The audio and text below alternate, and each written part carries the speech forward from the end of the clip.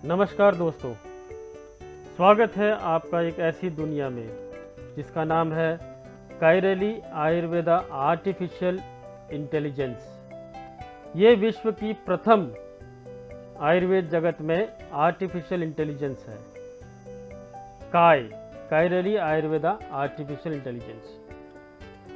आपके असिस्टेंट का नाम है आरिका।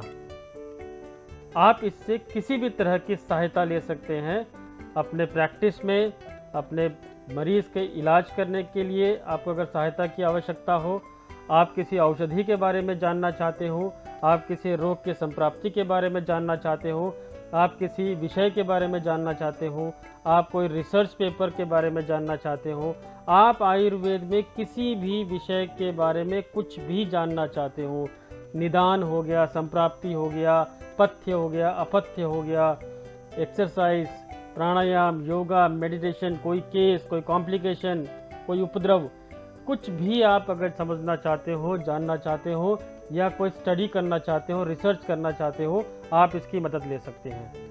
उदाहरण के लिए मैं आपको कुछ एग्जाम्पल उदाहरण देता हूँ। जैसे कि मैं इसमें टाइप कर रहा हूँ कि पच्यमान शूल एवं पक्ति शूल में क्या अंतर है, श्लोका समेत proper reference they. With in कुछ ही पलों में ये आपके सामने उसके बारे में संपूर्ण विस्तृत जानकारी आपको देगा, प्रॉपर रेफरेंस के साथ। जैसे कि आप देख सकते हैं, इसमें हमने पूछा था कि पच्यमान शूल और पक्ति शूल दोनों में क्या अंतर है, श्लोका समेत प्रॉपर रेफरेंस दे। तो इसने कहा कि पच्यमान शूल, पक्ति शूल दोनों ही पेट में होने वाले दर्द के प्रकार हैं, लेकिन इनके बीच में कुछ अंतर है। पच्यमान शूल जो है वो पच्यमान शूल भोजन के पाचन के दौरान होता है। इसका कारण बताया, इसके लक्षण बताए, और श्लोक बताया है कि अल्पम अल्पम अल्पम च भुंजित यथा जठराग्नि का। ये अष्टांग हृदय का रेफरेंस है। पक्ति शूल वह दर्द है जो भोजन के पाचन के बाद उत्पन्न होता है। तो दोस्तों, पच्यमान शूल भोजन के दौरान होता है और पक्ति शूल भोजन के पाचन के बाद उत्पन्न होता है। इसमें भी रेफरेंस दिया उन्होंने चरक संहिता का। अंतर इसमें विषय, इन दोनों के अंतर उन्होंने विशिष्ट अंतर इसमें बताया है कि समय का अंतर है, कारण का अंतर है, लक्षण का अंतर है, और संदर्भ दैट इज रेफरेंस इसमें दिया है इसमें। अब अगर मैं इससे पूछता हूं कि इन दोनों की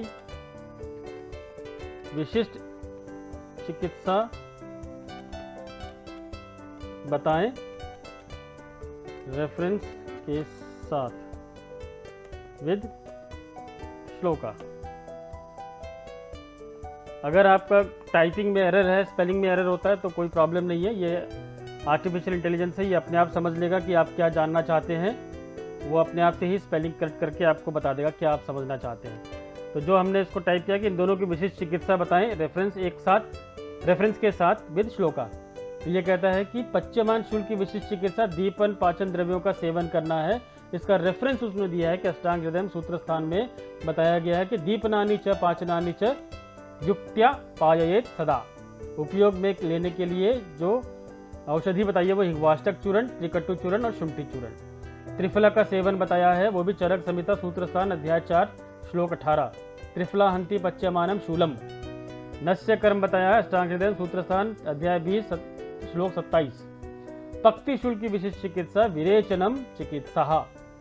चरक संहिता चिकित्सा स्थान अध्याय 15 श्लोक 25। पक्ति शूलम तु तद विद्यात् यत् पक्ते अन्न सत् दारुणम विरचनम प्रशस्तम तो तत् पक्ति शूल नाशनम।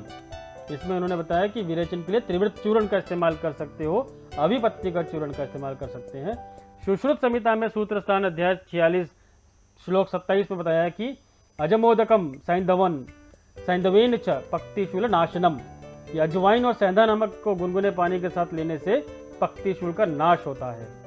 अष्टांग हृदय में सूत्र स्थान अध्याय 13 श्लोक 27 में बताया कि त्रिकटु चूर्णितः पक्ति शूल नाशनम, की त्रिकटु चूर्ण को गुनगुने पानी के साथ सेवन करने से पक्तिशूल का नाश होता है। तो दोस्तों आपने देखा कि इसमें अति विशिष्ट चिकित्सा, एकल द्रव्य चिकित्सा, मतलब आपको बहुत लंबा चौड़ा प्रिस्क्रिप्शन लिखने की आवश्यकता नहीं है, कुछ विशिष्ट योग से ही आप इसको ठीक कर सकते हैं।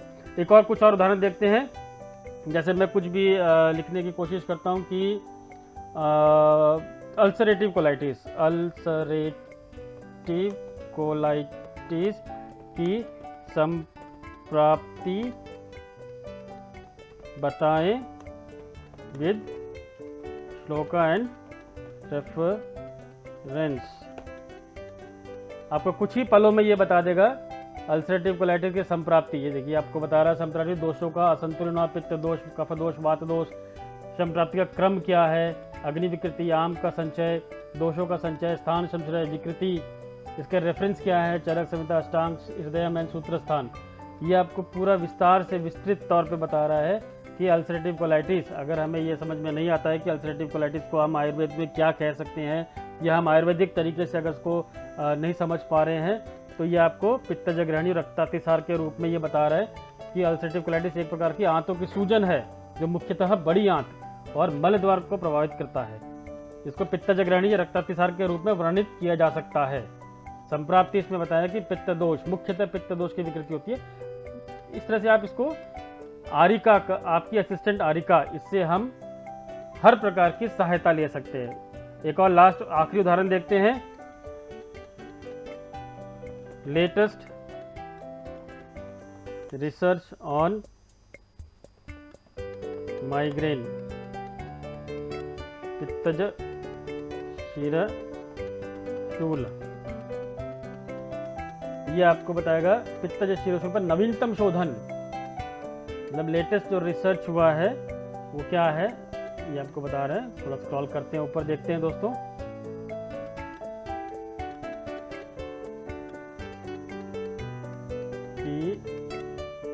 ये आपको बता रहे हैं कि पर नवीनतम शोध मतलब जो रिसर्च है, इसमें बताया गया कि आयुर्वेदिक दृष्टिकोण में पित्त शिरोध के लक्षण बता दिए पहले इन्होंने, फिर इसके आयुर्वेदिक उपचार बताया है, वो भी श्लोकों के साथ।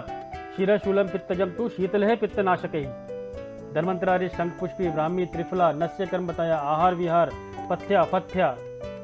देन नवीनतम शोध जो इसमें बताया गया है कि रिसर्च, इसमें बताया गया है कि हाल के जर्नल ऑफ एथनोफार्माकोलॉजी 2022, उसमें ये रिसर्च हुआ है कि ब्राह्मी, शंखपुष्पी और जटामांसी, इससे माइग्रेन में काफ़ी मदद मिलती है।